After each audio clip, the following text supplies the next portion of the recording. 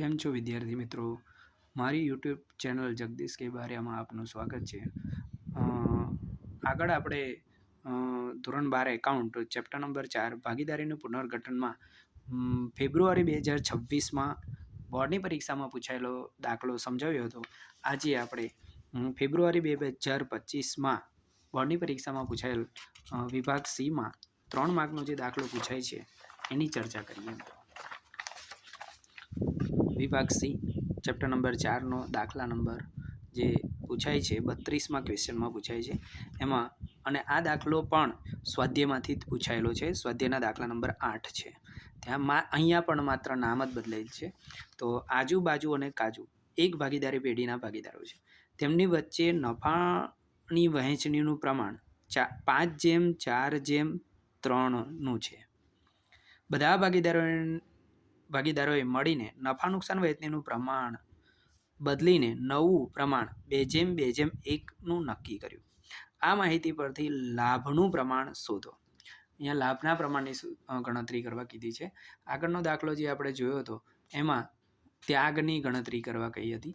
એટલે બોર્ડની પરીક્ષામાંથી કાં તો તમને લાભ કાં તો ત્યાગ બેમાંથી કોઈ એક દાખલો પૂછી શકે છે મિત્રો.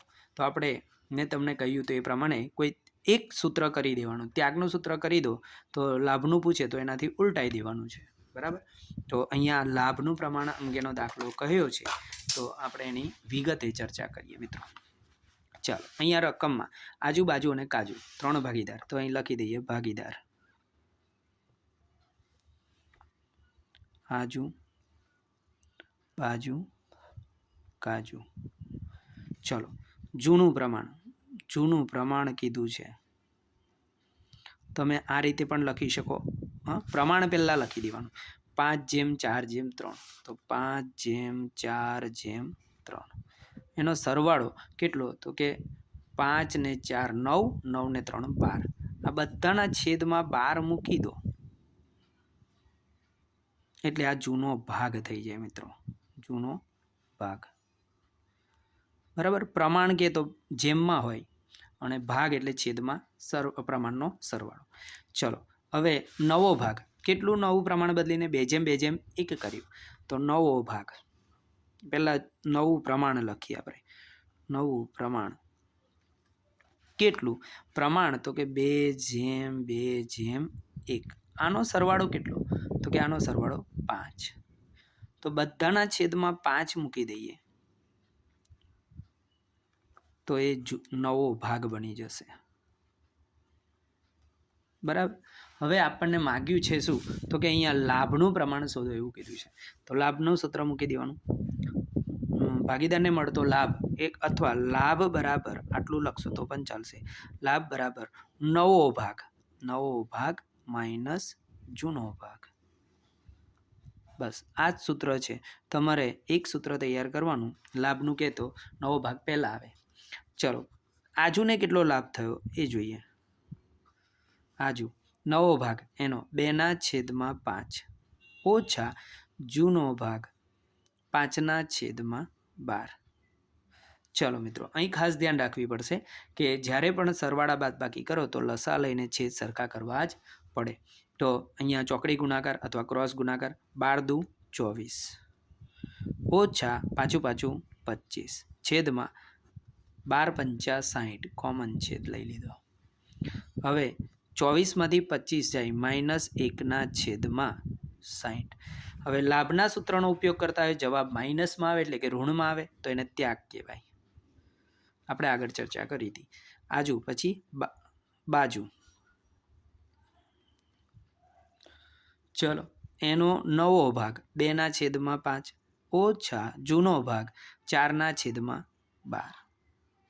ચલો, અહીંયા પણ આગળ જે પ્રોસેસ કરીએ ચોકડી ગુણાકાર 12 × 24 ઓછા 5 × 20 છેદમાં 12 × 5 = 60. કોમન છેદ લઈ લીધો.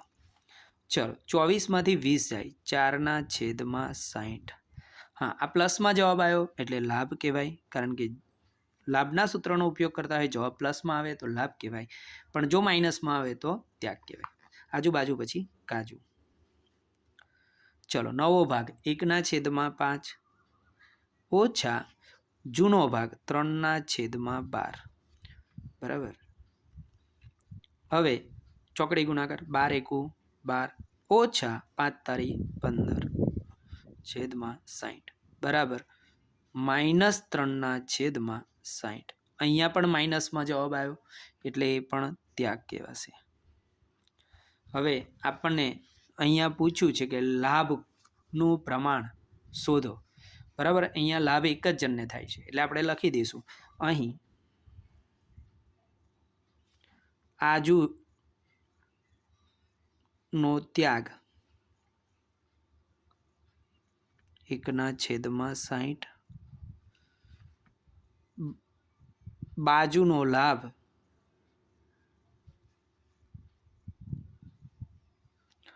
4/60 અને કાજુનો ત્યાગ